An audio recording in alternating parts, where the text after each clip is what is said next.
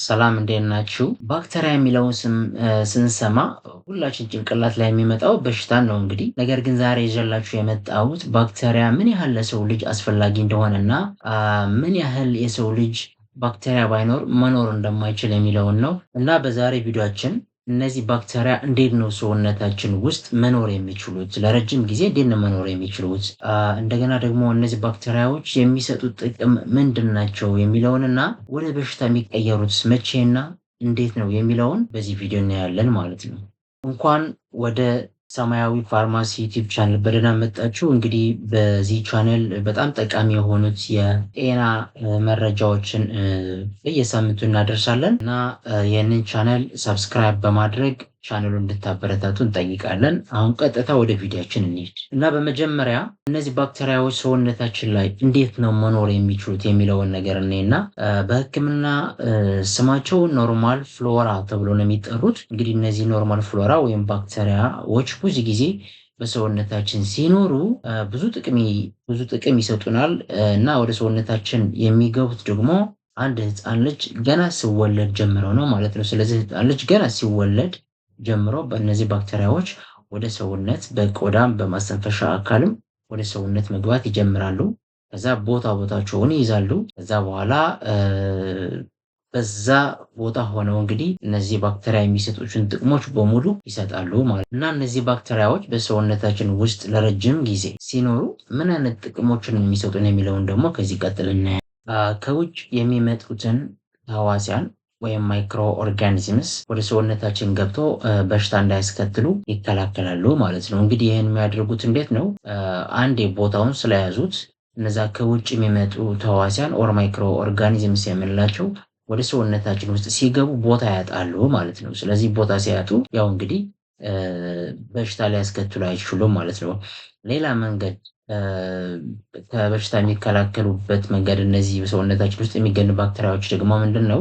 እንግዲህ እነዚህ ከውጭ የሚመጡ ተህዋሲያን ወይም ደግሞ ማይክሮ ኦርጋኒዝምስ ወደ ሰውነታችን ገብተው ምግብ ይፈልጋሉ፣ ኒውትሪየንትስ ይፈልጋሉ እና እነዛ ምግብ ኦር ኒውትሪየንትስ ደግሞ ሰውነታችን ውስጥ በሚገኙ ባክቴሪያዎች እነዛ ከውጭ የመጡ ማይክሮ ኦርጋኒዝሞች እንግዲህ ምግብ ያጣሉ፣ ኒውትሪየንትስ ያጣሉና ከዛ እንግዲህ መኖር ስለማይችሉ ሰውነታችን ለበሽታ እንዳይጋለጥ ይሆናል ማለት ነው። የነዚህ በሰውነታችን ውስጥ የሚገኙ ባክቴሪያዎች ወይም ደግሞ ኖርማል ፍሎራ ሌላው ጥቅማቸው ምንድን ነው?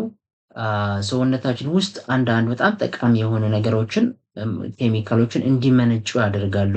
እንደነ ቫይታሚን ኬ፣ ቫይታሚን ቢ12 የመሳሰሉ በጣም ወሳኝ ለሰውነታችን በጣም ወሳኝ የሆኑ ነገሮችን እንዲመረት ያደርጋሉ ማለት ነው። ስለዚህ እነዚህ ነገሮች እነዚህ ባክቴሪያዎች ካመነጯቸው ወይም ደግሞ ካመረቷቸው በኋላ ሰውነታችን አብዞርብ አድርጎ ወደ በጣም አስፈላጊ የሆነ ነገር ይቀየራቸዋል ማለት ነው።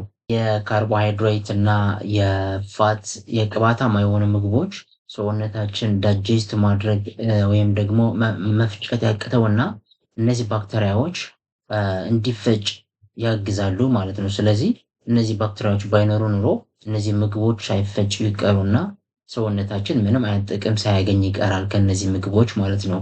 ከዚህም አልፎ ለሌላ አይነት ችግርም ሊያጋልጡን ይችላሉ በደንብ ካልተፈጩ ማለት ነው። ስለዚህ በምግብ መፈጨት ወይም ደግሞ ዳይጀስሽን ሲስተም ደግሞ እነዚህ ባክቴሪያዎች ወይም ኖርማል ፍሎራ የምንላቸው ሰውነታችን ውስጥ ሆነው በጣም ጥቅም ይሰጣሉ ማለት ነው። ታዲያ እነዚህ በጣም ወሳኝና አስፈላጊ የሆኑ ባክቴሪያ ወይም ኖርማል ፍሎራ አንዳንዴ ወደ በሽታ ሊቀየሩ ይችላሉ። ሰውነታችን ውስጥ ምንም አይነት በሽታ አያስከትሉም፣ ነገር ግን አንዳንዴ ወደ በሽታ ሊቀየሩ ይችላሉ እና አሁን ከዚህ ቀጥለን ደግሞ እንዴት ነው ወደ በሽታ የሚቀየሩት የሚለውን ነገር እናያለን። እንግዲህ እነዚህ ኖርማል ፍሎራ የምንላቸው ወይም ደግሞ በጣም ጠቃሚ የሆኑ ባክቴሪያ በሰውነት ውስጥ የሚገኙባቸው ቦታዎች የታወቁ ናቸው። እንደነ አፍንጫ፣ አፍ፣ አንጀት፣ ቆዳ የመሳሰሉ ቦታዎችን ነው የሚገኙት። ግን ከነዚህ ቦታ አልፈው ወደ ሌላ የሰውነታችን ክፍል ሲገቡ ለምሳሌ እንደነ ብሬን ጭንቅላት፣ የደም ስሮች፣ የሽንት ትቦ፣ ኩላሊት ወደ እነዚህ ቦታዎች ሲገቡ በሽታ ያስከትላሉ ማለት ነው። ስለዚህ እነዚህ በጣም ጠቃሚ የሆኑ ባክቴሪያዎች ወይም ኖርማል ፍሎራ የሚገኙበት ቦታ አለ።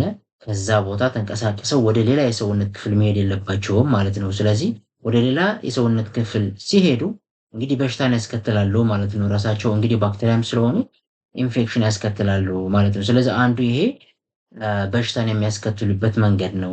ሌላው እነዚህ በጣም ጠቃሚ የሆኑ ባክቴሪያ በሽታ ሊያስከትሉ የሚችሉበት ሁኔታ ምንድነው?